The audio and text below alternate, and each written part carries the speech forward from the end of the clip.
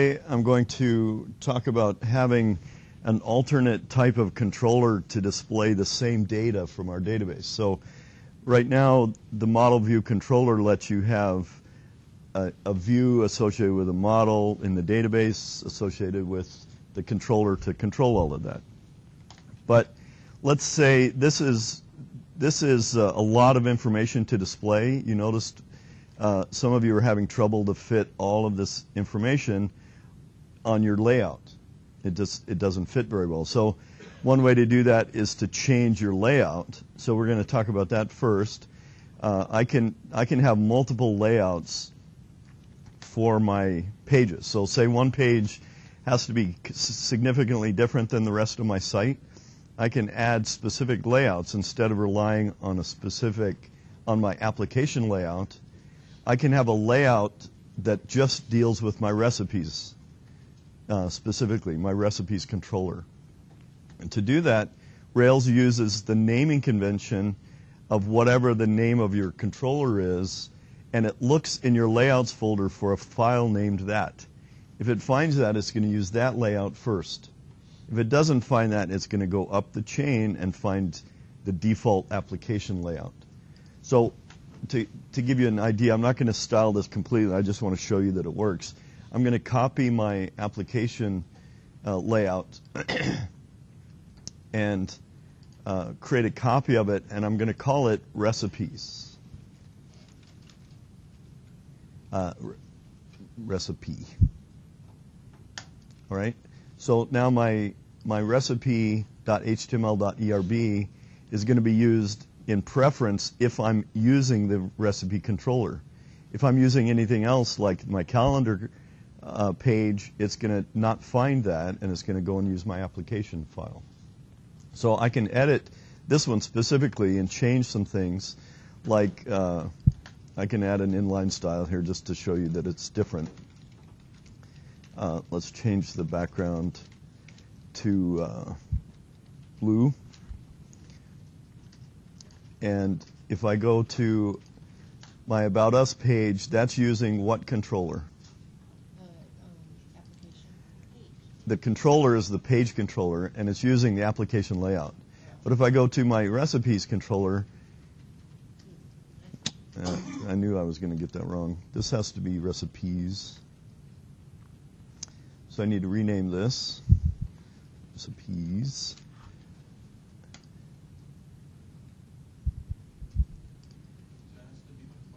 Yeah, I always get the plurals wrong on this stuff. Come on. It should work.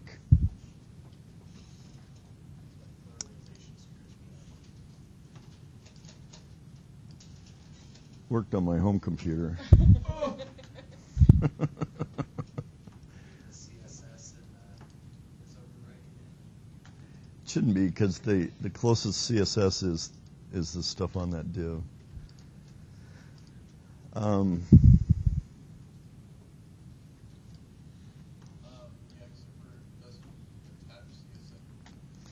All right, I have to put it on something that's actually going to change. So I added a background style to my body tag, and now my recipes controller layout file takes precedence when I'm on the recipes page. So obviously I could do things like take away the nav bar, I could widen the thing, my main content divs, take away the ads, things like that. I could make it specifically for perhaps an administrator, because they don't need to see ads on their page, right? That doesn't make sense for them. So if I go to another page, it's going to go back to the layout, the application layout, because there is no page.html.erb here. So it's going to use the application layout. So it uses the naming of the controller to match, to find a layout to use to display its data. All right, any questions on that?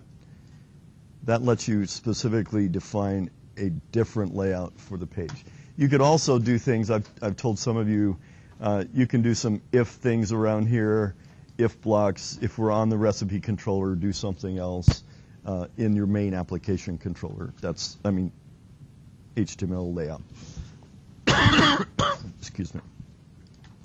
All right, so when we talk about authentication, And versus administration, we want to be able to allow our admin of our site to see all of this data. So we don't really care what the look of this is as much as we do for the public. The public should never see how much it costs, right? They should never see some of that information. So it's easiest if we create a separate controller that we're going to make for the public and make this recipe controller or our products controller for the administrator. So it doesn't really match my recipe system here, but I'm going to add a separate controller called store because that's what you guys have to do for your next assignment. So I'm going to generate a scaffold controller. We're going to do, yeah. So we're going to do generate. Go back to show you that again. There's just a scaffold that requires that you have a model. But all I want is a controller and some views because I'm going to use the existing recipe model, or in your case, the existing products model, to use that data. So I don't want to have a whole different database for the users. I just want to select certain fields out of that to display. So I'm going to run the scaffold controller, and what it wants is the name of it. I'm going to call it store. And then remember that when we generate a controller, we can add the views associated with that at the same time. So what do I need? What does a user need to see? Right, an index and a show. I need to be able to see a list of all of them, and I need to be able to see a detailed view of one product. So I'm going to say index and show, and let it generate that. Any questions while this is generating? Yeah. Is it generally better practice to create a separate layout than doing the code in the actual application? It depends on how different the layout is. If it's one little div change, then you could just do it in the application controller. But if it's a major layout change, a whole new site-looking thing, you'd have a separate separate layout. Yep. Will this create a controller for both articles and products, or two separate controls? You would need two separate ones because they're going to look at different data. And so you don't need a separate articles. I guess you could, but there's other ways to do that too. I see where you're getting. You could have an administrative articles page and a public articles page, sure.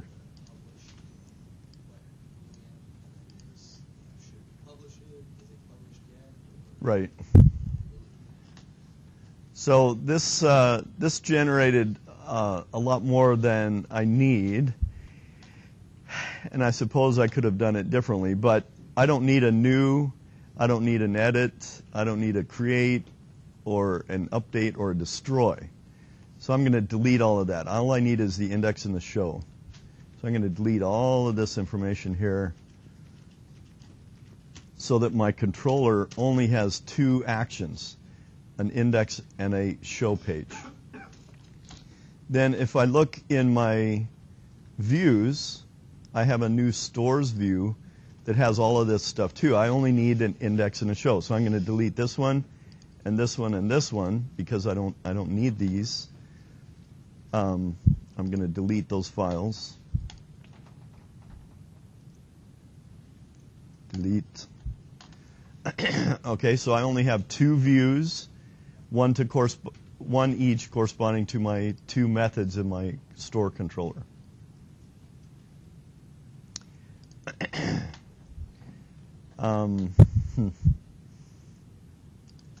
It pluralized also my stores, so we might have to fix that. But right now, it's going to go through it. It's thinking I have a model associated with this, right? Store model. But that's not what I want. What I really want is the data from my recipes. So if I look at my recipe controller, how am I getting that information? Well, I'm using this pagination. So I could really just copy this information completely for my index and put it into my store controller completely. We'll just copy and and replace all of this with my recipes information, because I'm going to use the same model. I'm going to paginate it, I'm going to get the data, and then recipes is going to be what? What type of information is in recipes? It's an array of recipe objects, right? A bunch of them. Then my show is going to be the same thing. I'll go back to my recipe controller and copy my recipe information here. Go back to my store controller and delete all of this. And there might be a better way to do that, but this is pretty straightforward. All right, so I'm going to go find a specific recipe when I go to my store site. And again, my store doesn't work with my website like it would for yours, but it should give you the idea. So now if I go to my view for my index, it's listing store information. So again, I can go to my recipe index page and copy all of this code to start with and put it into my store index.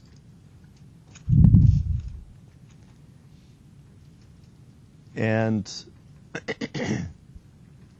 I'm not going to, let's change some things first. I also need my show of my recipes. This is the detail. I'm going to put that into my store show. And let's see if this will actually work now. It's going to say stores, so that's, oh, maybe not.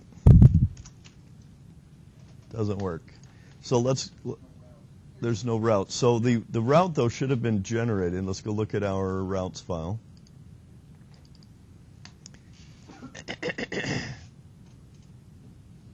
And it didn't generate that. No, there is no migration because there's no model associated with this, right? So that's interesting. It used to. Well, resources gives me 7 different routes, so I don't really need 7. I just need to have anything that goes to index.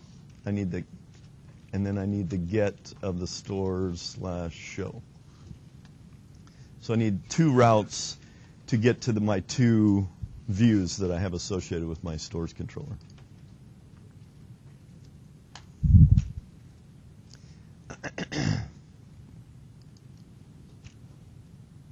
Come on. All right, sometimes when we change our routes file, Rails 3 was supposed to be better at this, but sometimes it doesn't. You have to stop and rerun your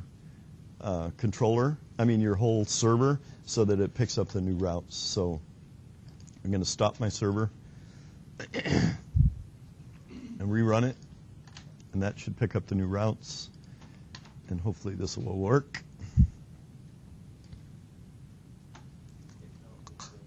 If not, yeah, blame it on me being sick. That's right.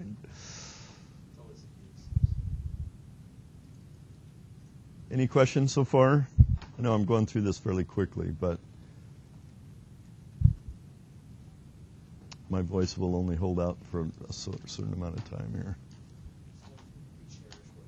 That's right. Cherish what you can get. So now I have my 2 routes here. Store/index shows me exactly the same data as if it was looking at the recipes. And then my store's detail, if I were to look at one of these products, like 89, I could look at show/89. Nope, it's just /89. Sorry. Come on.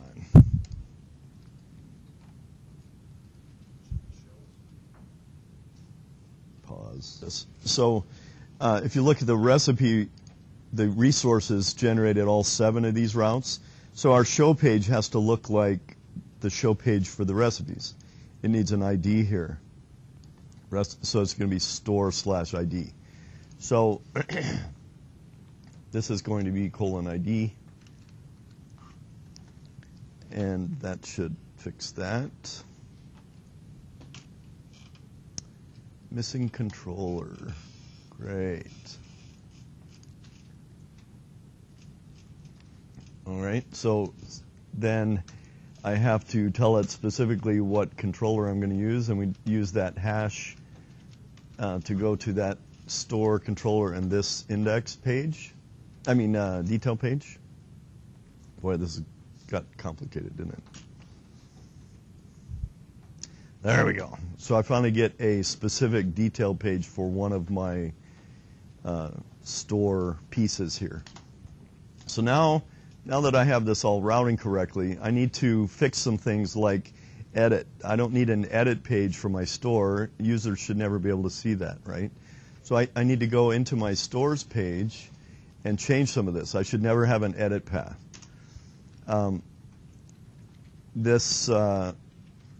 My stores path, if I look here in my routes, I have a variable or a method called stores index. And so when I say back, I want to go to stores index. Right? If I want to go to a show, so that should fix my show page. So if I reload that, it doesn't like my stores index. How about that? That's because, let's rerun the routes. I changed the routes. Right, it should be stores index path, right? Very good.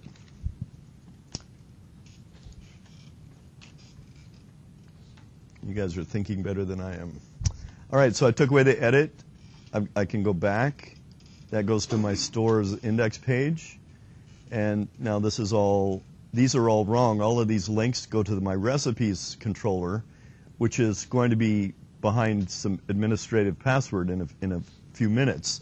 So I need to fix those as well. So where would I fix that?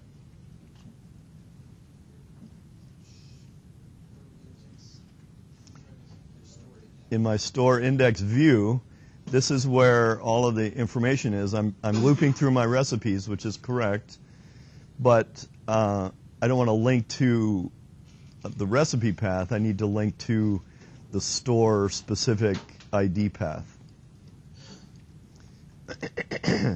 And I can take away some of this information. Like, let's take away the serves. Let's take away the edit and the eradicate that we did. Maybe the last made. Maybe the made by.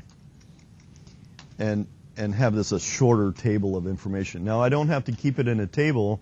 I could make a div for each one of these and have a nicer looking list of all of the recipes with maybe the image on the front. And I could change this around completely now that I know I don't need to display all this information for the user. So let's look at our routes and see, how do I get to a specific ID?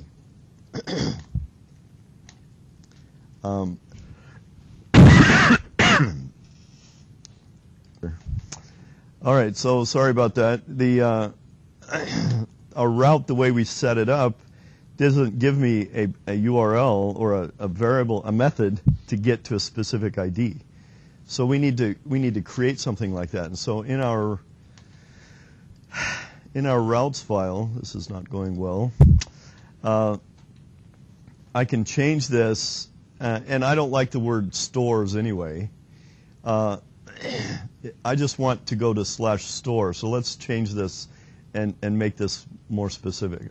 If I just say, if they come to my site and say get /store, I want it to go to the stores index page.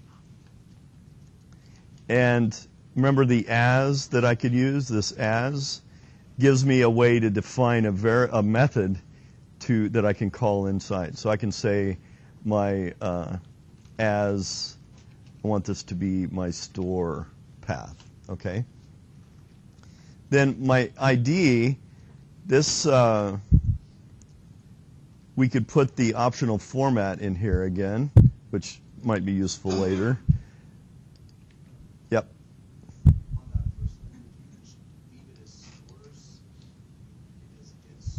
Yeah, because my controller is called stores, so I wanted to go to my stores controller and my index action. But I want my main link to be, I don't like to go to stores. That sounds bad. So I can define anything I want. I can make this Dave if I want. No, that's internal. That becomes an internal variable or method name that I use in my coding. But this is what they actually see on the outside. So let's just do this, and I'll show you that. Hopefully, if I just go to /Dave, I see my same store controller and my index action. So I can make this anything I want. So I'm going to make this instead of Dave. Let's make this back to store. All right. Then if they go to a specific ID, I want it to go to store/ID with an optional format, and that's going to go to my stores controller, my show action, and I need a variable or a method name for that, and I'm going to call that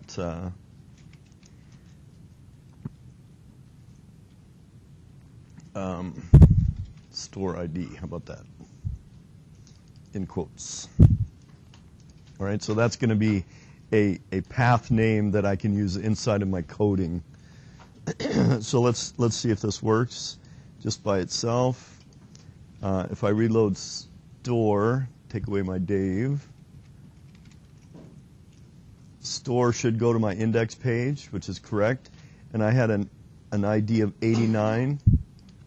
So if I put /89, it should go to my detail page of my recipe. There we go. Now we're talking.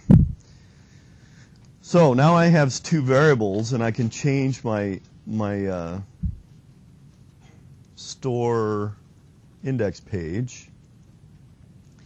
And instead of going to the recipe path, I still want to go to the recipe name, but I can go to my store ID path, and I can pass it the ID of the recipe. So how do I get the recipe ID here? All that great stuff. So I have a store ID path. That was the variable that I did with the as in my route. And I'm going to pass it the recipe ID to that method, and that should work. Now, I changed my back. Let's see, this is my index, so we'll fix that in a minute. Yeah. Right. Yeah, we can change all kinds of stuff here. All right, so there's I've taken away some stuff. I need to change my column headings up here to match. I leave that for you to do. But now when I go to look at these URLs, it says /store/number. See? That is the record ID. So if I click here, it goes to my store/89. So that's my 89th record. If I hit back, I've lost this store/index, so that route is gone. So what route gets me to this page here? To my, no, in this page here, this is my detail page. How do I change this back to go to store path? Right. So in my detail page, my show stores, instead of stores index path, it's just going to be store path, right? Well, let's rerun our routes while we're talking here. That should be right. Reload my page, and now it should just say /store. There we go. So my back page now works. I can go and paginate through all of these. These are going to work the same way. My pagination works fine. The images are the same, so those are going to work the same.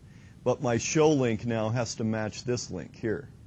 Right now it shows recipes /75. I need it to show store /75. So in my index page, I need to do the same thing here that I did down here on my show link here. All right, so now I should be all happy. And all my links and everything work, and I can take out some columns. I can rearrange this to look however I want, because this is going to be my top-level page for most people to see. All right, I'm going to now limit people getting to my recipes page. So I might want to change this nav here. Instead of going to recipes, where do I want to go? Because this is going to my recipes that has the cost, right? So where do I change that? That's in my nav partial. Very good. So if I go to my views, shared, navigation, instead of linking to recipes, this is going to link to my store path. So if I reload my page, now this says store. It goes to my different view that has different information on it. And I can still get to my recipes, but it's not publicly available, right? It's different. It's a different way. I might show that a link to my recipes only if somebody's logged in and only if they're an administrator, for instance. So now that lets me authenticate those specifically to this controller and block out everybody's access to this all in one fell swoop. So that's why it's a little nice to have this separate store controller here. Any questions on that? You do that exact same thing for both products and articles? No, for my assignment, I only expected you have a store controller for your products, not for your articles. We'll do the articles slightly differently once we get into the authentication. All right, any other questions? Did you go too fast? Watch it. Yeah, I know I'm going fast, especially because I'm sick. So this is a way of looking at your data differently. Notice my store controller has no model associated with it. It's looking at the same recipe data from my recipe table. Now, if you mess up I am. on that, Oh, that scaffold for the controller, Oh. It's recording, it's just not live broadcast. Oh, okay, that's fine. I'm sorry. if Question. you mess up on the scaffolding on the controller, does it mess everything up like it did when you did the migrate of a scaffold? No, you can just delete the files or run the destroy scaffolding Okay. to destroy all of the files that it created. Okay. All right, so that's another way. So now what I can do, I'm going to show you what they call basic authentication. And I can, which is not what I want you to do for the assignment, but it's a quick way of blocking out a piece of your website. All right, so I want to block out everybody's access to the recipe controller unless they have a password. All right, so this entire controller, I don't want them to get access to. So I'm going to make a method called authenticate inside of my controller. And they have a method called, and it's a long one, Rails love these long, authenticate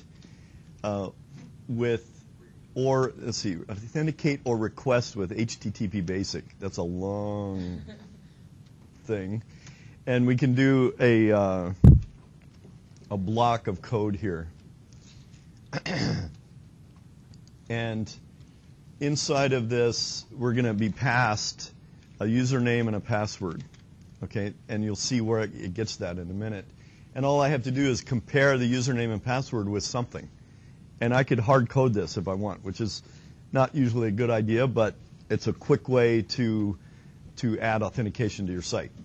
I can say, I need to return either true or false from my authenticate method.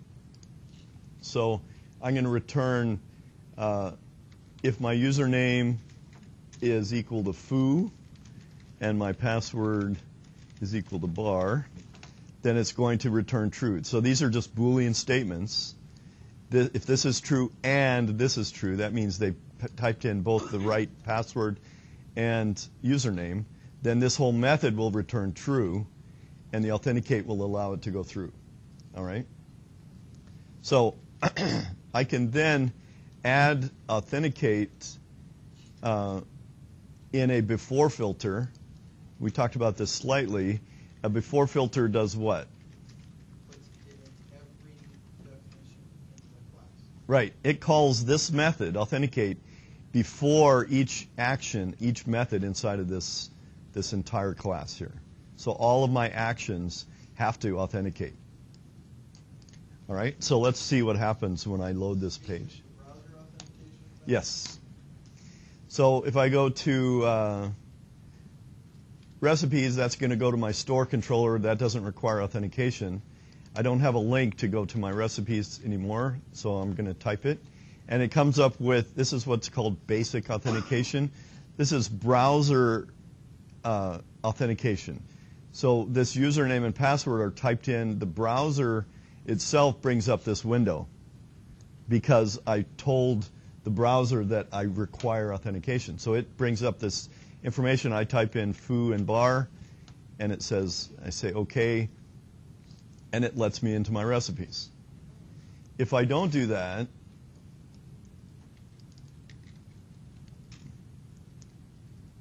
it now stores that information until I quit my session. So when I do this, you have to disable. No, you have to clear. I can't remember where it is in here. I can clear. Here it is. Clear private data. Clear the HTTP authentication. And it says, OK, clear it. Now, if I reload my page, it asks me for my username again. So if I put something in wrong, that failed, and it came back and said you didn't get in. So I have to type in the right username and password, foo bar, to get access to that entire controller. Now, once it's there, I can go and click on these other links, and everything works like it did before. So I'm now an administrator, and I can tell because the background changed to blue, and I'm using the recipe controller, etc. All right, so that's a real quick way of doing authentication. That's not the way I want you to do it in the system. I want you to use the devise gem, but we're out of time for today, so I'll do that tomorrow. There is a video that you can watch on Railscasts, which is the best system. Railscasts. This guy is Ryan Bates, and he does a couple videos a week on different aspects of Rails, and he's been doing it since 2008, something like that. So he's got tons of videos. Some of them are old, and about 6 months ago he started charging for some of his stuff. So he's got pro episodes and free episodes. And you can look up devise, and you can look at his introduction to devise here was done back in 2010. So the problem with that is that's using an older version of Rails, so it doesn't match exactly, but it can help you a little bit. He's got a new one which is revised, but you have to pay for that one. So I can't release that to you because it's copyrighted information. So this is something I do subscribe to because he's just got phenomenal information. I will go through. It's $9 a month. So, all right. Any questions on what we did today? Question on the assignment. Okay. Let me stop that. Any other questions on this stuff today? Okay. We'll